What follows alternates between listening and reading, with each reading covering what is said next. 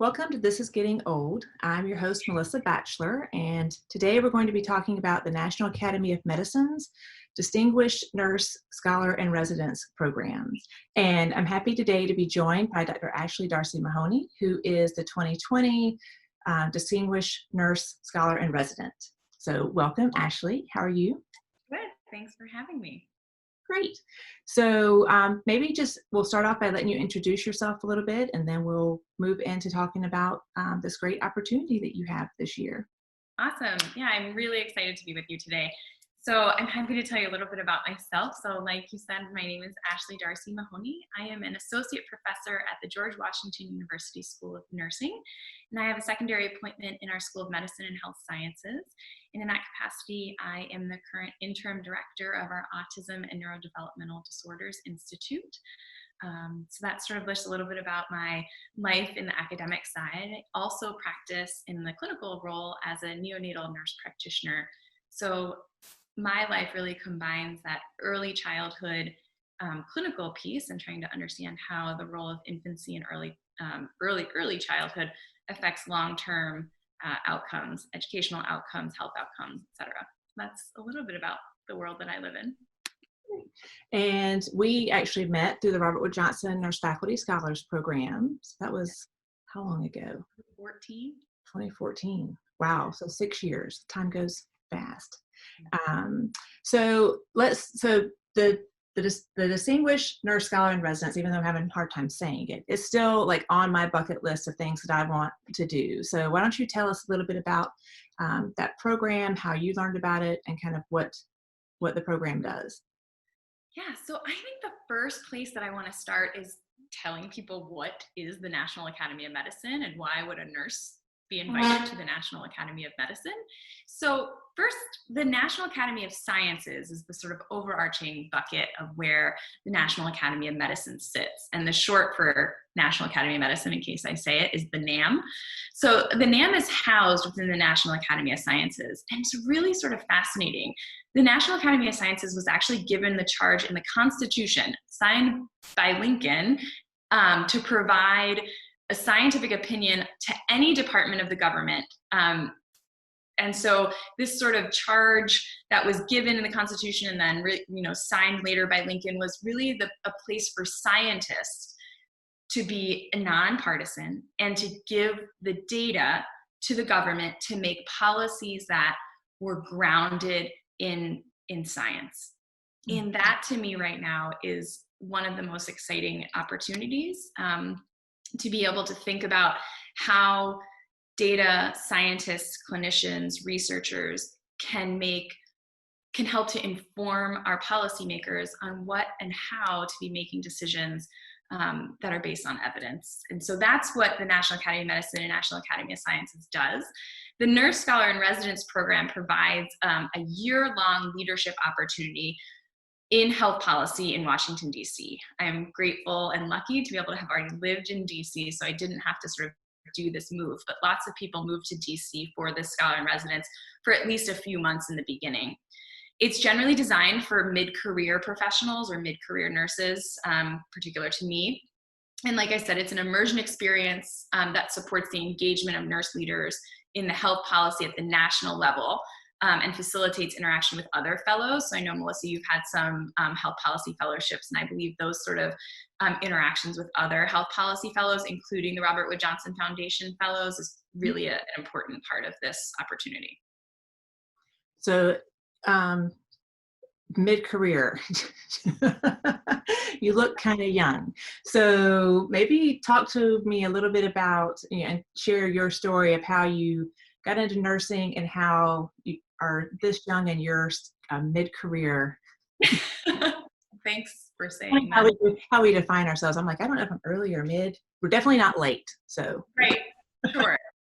That's a really fun question to answer. So I'll give you a little bit about my career path, my career trajectory, and there's no right way. I like to think about Dr. Bev Malone and her zigzag talk. If anybody's ever heard this, she talks about sort of a career path as a series of zigs and zags. rather than a windy road where sometimes you go up and then sometimes you make decisions to actually choose a path that might go down, or zig up and then zig down. And so I just like to say that there's not, sort of one way to do it, but I'm going to tell you the way I did it. So I graduated with my Bachelor's of Science in Nursing from Georgetown University. And I'm actually going to spend just a little bit of time on that time in my life, because I think that time in my life was actually pretty formative for the rest of my career. I had the opportunity to start nursing school as a freshman, which is Georgetown's traditional BSN program goes freshman to senior. And so I had the opportunity to be indoctrinated into the nursing profession starting at age 18, which meant I had the opportunity to be with professors of nursing from a very early on in my career. And in particular, were two really important professors in my life that showed me sort of what nursing science was. And I think that I'll kind of get to that in just a minute, but I think that having that formative experience is what led me to think about what a PhD looked like. So to backtrack just a little, so I'm from Miami. I went to Georgetown on a soccer scholarship. So I was a Division I athlete playing in the Big East Conference. And a lot of times I hear from student athletes or from prospective student athletes of, can I be a nurse? Can I be a nursing major? Can I be a health science, pre-med, pre-pharm, pre-health professional of any capacity and still be a student athlete? And I just want to just stop and say yes. Before we go any further, that answer is wholeheartedly yes. And there are some excellent universities that have led the way on this. I'm going to just give a shout out to the ones that I've been a part of. Obviously, Georgetown. I've been a part of Emory University, who has had lots of nursing students come through their program. And then where I got my PhD, Penn, the captain of the women's basketball team is a nursing major. So I just want to say it can be done at the highest levels at some of the premier universities, and it absolutely can happen anywhere. It takes commitment from the student athlete, and it takes commitment from the faculty to make sure that every student athlete has the opportunity to be part of whatever learning experience they want. And so I think that I'm happy to talk like loads about that again, but that was my experience. And so as a sophomore, I started out as a research assistant because I was really interested in research. And people are usually like, how, as like a 19-year-old sophomore, did research interest you? And I usually say, it just depends on how the researcher, how the professor teaches you research. At Georgetown, we were taught this idea of constant questioning throughout our education. So we should always think about questioning whatever it is that is being taught to us. And as a researcher, this is what you get to do. You ask whatever question you're interested in, and then you go find an answer. And that is your whole career. Your whole career is based on that. And I just thought that was really neat and a really cool perspective to have. So I could kind of keep going on that. I will just say the last part of that sort of part of my journey is, as a research assistant, I did not do infant, child, mother, baby, long-term educational developmental outcome research. I did nothing. In fact, my research project that I was the research assistant on was about men who have sex with men and HIV/AIDS, which is pretty different than the work I do now. And I say that because your first project does not have to be your last, nor does it have to be your life's work. It just has to be something that keeps you engaged and teaches you about the process. And I think that's just something to think about. So yeah, maybe you can tell me what I missed there or what you want to hear more about. No, I think before we started recording, we were talking about, that there are a lot of wanting to encourage young baccalaureate students to think about research. And, you and I both had the experience. I actually was in urgent care, and that's the current week's podcast is telling that tale. But I've mentioned to the nurse practitioner that I was a nurse with a PhD and I primarily did research. And she was like, oh, I just hate that. And I was like, really? I said, I love it because, the PhD lets you create a whole new body of knowledge. Mine happens to be around hand feeding people with Alzheimer's disease, but it's such basic nursing care, but it's going to change how that care is delivered. So that's the power that having the PhD, or the power a PhD can have to impact policy and practice. So I think hearing from you of kind of how you have put that all together is great. So sounds like you got through the program at Georgetown with yeah. then went to Penn for my PhD. And the only reason I went was because I had those experiences of how to learn to be a researcher. And I will say, I still really wanted to be a clinician. It was still really important to me to be able to keep my clinical practice. And so I did a MSN where I got my nurse practitioner curriculum and a PhD as a combined degree. It took me about 4.5 years at Penn. I worked as a bedside nurse as well at the hospital of the University of Pennsylvania, and sort of learned that you can actually integrate your clinical practice, especially your interests potentially in whatever population you're in, and your research. And so I was really interested in the long-term outcomes of high-risk babies. And so just began that trajectory, did my dissertation on that work on how brain injury, perinatal brain injury affects educational outcomes, and sort of just launched from there. And that's the work that I've been doing for my career. Went to Emory for about 6 years, loved it, loved Atlanta, and then had a wonderful opportunity to come be a part of the new Autism and Neurodevelopmental Institute, grow our School of Nursing at GW, and decided to take it. Okay. So we've covered your nursing background, how you got into nursing education. That first job at Emory helped you develop those skills. So maybe talk a little bit about your program of research and maybe how that's informing what you're going to be doing at NAM, and then we can talk about your actual NAM project too. Sure. So my program of research explores early childhood experiences and educational outcomes. My goal is to really catalyze innovative intervention strategies in early childhood, focused primarily on what parents, as their child's first teacher, can do to impact that early brain development and optimize early childhood experiences, specifically in 0 to 3, but perhaps thinking a little broader in the 0 to 5-year-old kiddos. And I mean, we've talked so much over the past few weeks about what early child education means right now in the United States for lots of people. But I think what we know from a science perspective is that investing in the youngest kids in the United States, and this has been work done by Jim Heckman, Nobel laureate and economist, that we know if we provide the best early experiences, well-regulated, responsive environments where children benefit from early support to build resilience, mitigate adversity, and learn, that's the best return on investment. It's the best amount of money we can spend as a country, as a state, for every dollar spent on little kids, the return is far greater than almost any other, than any other age. So I know this is an aging podcast, but I like to sort of plug my little ones because it's lifelong health. This is right. Yeah, you can't age well if you don't have a solid foundation, Right. And there are lots of reasons. I was like, I'm just going to give it to him, let her say that. But it is true. There's more time to have to return on the investment. So that logically makes sense to me. But and it's lifelong health. I mean, it is like what we know happens in that early childhood affects the later health, mental health, chronic illness, chronic disease, all the things we see in older populations. Right. They have had some of those roots in early childhood. Right. And when things are age friendly, they're friendly for everyone. So so we've settled that debate. Yes. There's no contest here. It's an all. It's an everyone. Exactly. Abundance mentality. We both have that.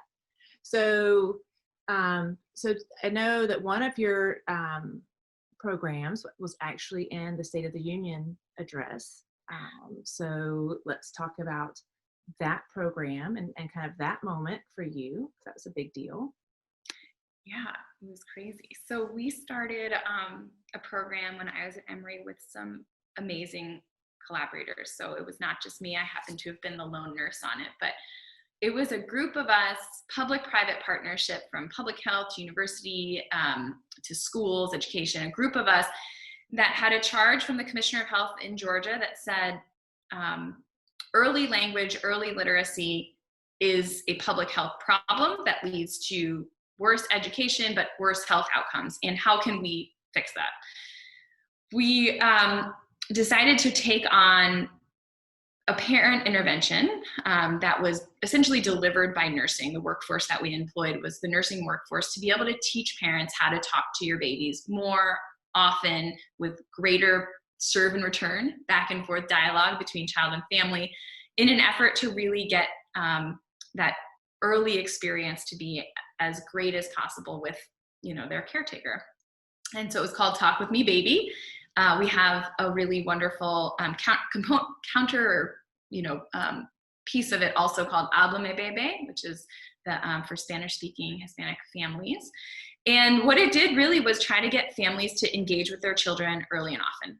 And it was a wonderful opportunity. It continues today. We have partnered with some of the nurse home visiting services now. We've partnered with juvenile justice systems and early educators, and it's taken off in ways that I don't think any of us anticipated or imagined. And President Obama had spoke about it during a couple of his speeches, and the White House is really focused on this, early childhood, at the time termed Bridging the Word Gap. We've sort of moved to a more positive side of it, but really the idea of engaging parents was key. So if someone was interested, like someone listening today, and they're like, oh, so how could I even access this program? How would they find you? Yeah, so talkwithmebaby.org is the place you would start. We have all the resources there for families, for parents, and for people that want to start that program within their community. So whether it's a hospital system, WIC clinics, public health, those are the places that typically reach out to us to start this library systems. Go there. It's all free. Free for you, free for use. All right. So that's great. So now maybe let's talk a little bit about the project. Like what was I'm sure the application, you kind of proposed a project, like how, maybe talk to us about what you're thinking you're going to do and how that's going to work for you. Yeah. So one of the things I think that's really exciting about the National Academy of Medicine is that they have quite a few committees where they analyze policy, they analyze data, they analyze sort of the state of the science of various things, and then they make recommendations to legislators, policymakers. And that's really what my job is for the next year. So a couple places where I'll be embedded. So exciting part, for those of you who don't know, 2020 is the year of the nurse. And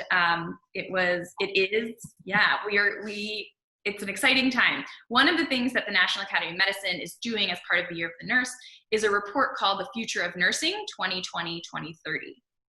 There was a report put out in 2010, which is the most downloaded report that the National Academy of Medicine has ever had. And I think that is fascinating because it is a nursing report housed at the National Academy of Medicine. So that is just a unique situation to think about.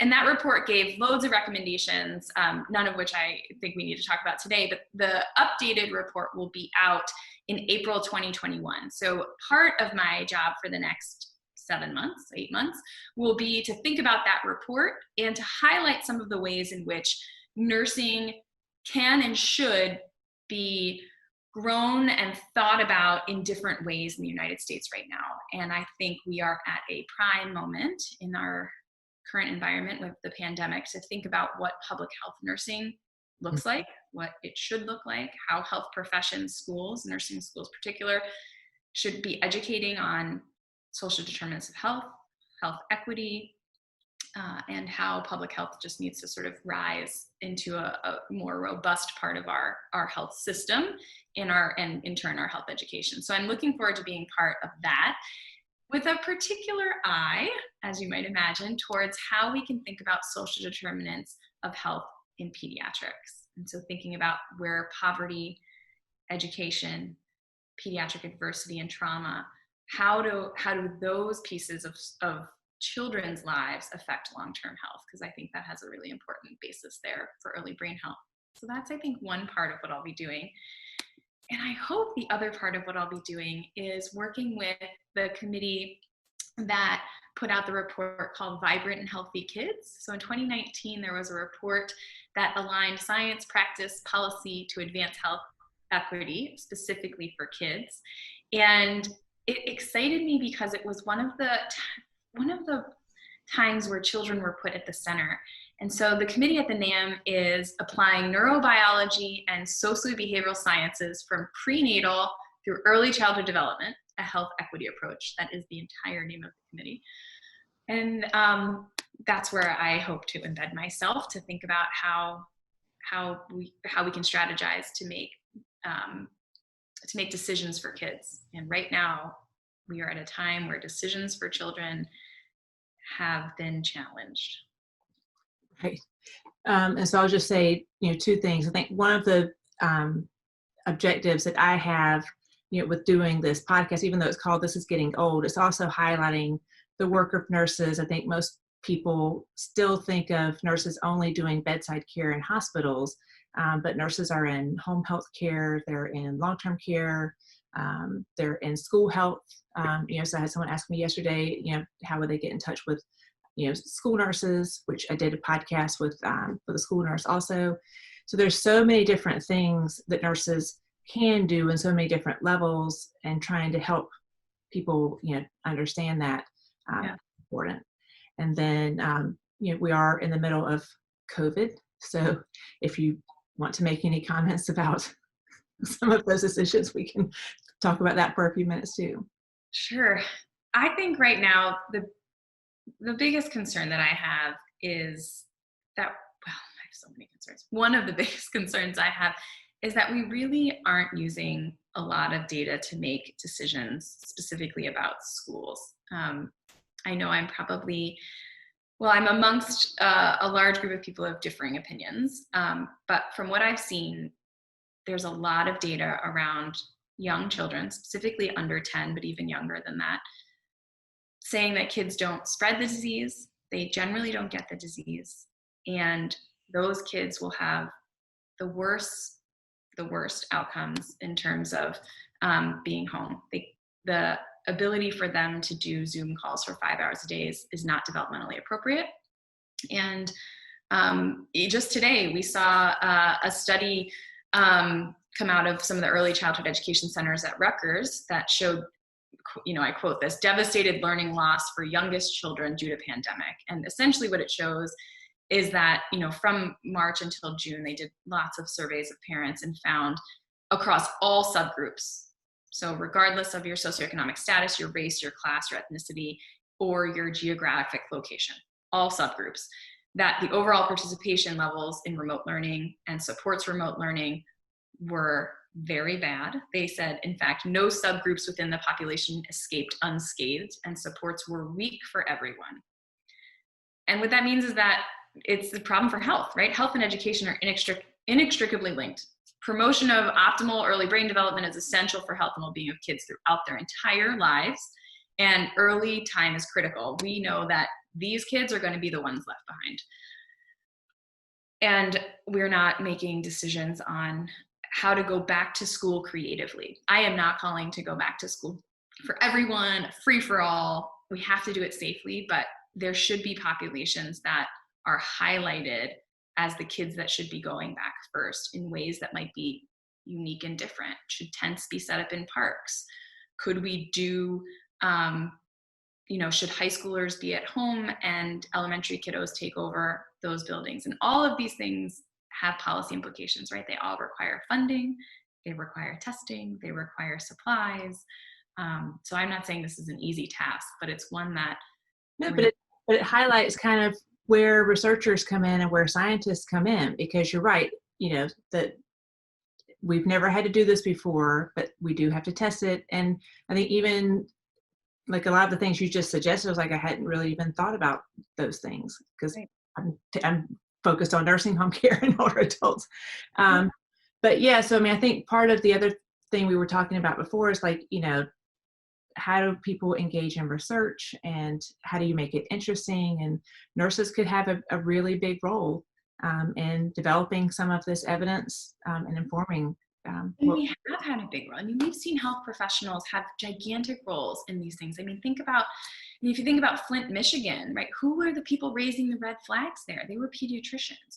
Who are the home visitors that raise the red flags? It's nurse-family partnership.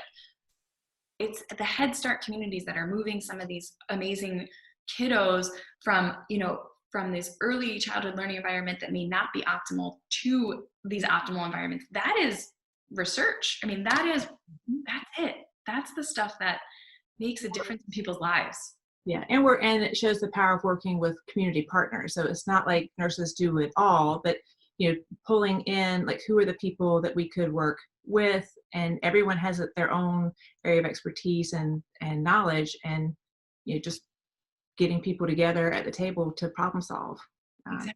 I mean, that's what nursing is. And I think one thing I'd sort of like to just say, you don't have to have a PhD right away to do that. I mean, nurses at the bedside innovate all the time. Nurses at the bedside, nurses in the community, nurses in primary care, we are constantly innovating, finding new solutions and new ways to solve the problems in the health system, to solve problems at, with things, to solve problems in schools. It's a constant innovative process. I mean, we have these new maker spaces within communities and hospitals that Microsoft and Johnson & Johnson and lots of our wonderful private partners have put together simply because nurses are innovating all the time. Mm-hmm. Yeah, and I think you made a good point that you don't have to have the PhD to do this. It does take nurses at different levels, as well as community partners and other disciplines, to really produce the best, to ask the best questions, and yeah. All right. Well, I think we got everything. Do you have anything else that you want to add before we sign off? I don't think there's a lot more to add. I guess I just want to be encouraging to some of the students, faculty, nursing professionals who may have been told that they can't or shouldn't do something for whatever reason at whatever point in your career. If your early career or you're right out of nursing school and your interest is in getting a PhD, your interest is in asking questions, I would just say don't let people discourage you, because we need you. We need a next generation of nurses and nurse scientists to be really strong thinkers and really strong listeners right now. So I would just be encouraging. Yeah, and I would agree with that. I mean, I was actually telling somebody the other day that the first nursing faculty member that I actually sat down with and talked about trying to transfer to UNCW, she's like, yeah, you really shouldn't even think about this. Like, you're probably never going to get into nursing school. And my GPA was not very well, but she was like, you should go back into like modeling. And I was so mad. And then I ended up, getting into UNCW and was in like the first 20% of the class that was admitted the year that I had applied. So that started the trajectory. So we all have been told no, but there's always where there's a will, there's a way. So I would just echo your message. Great. Thanks so much for having me. All right. Thank you so much. You're welcome. Thank you for joining me today for This Is Getting Old. If you'd like to know more, you can subscribe to my YouTube channel. And if you have any questions or a related topic you'd like to hear from me about, just let me know. Thanks.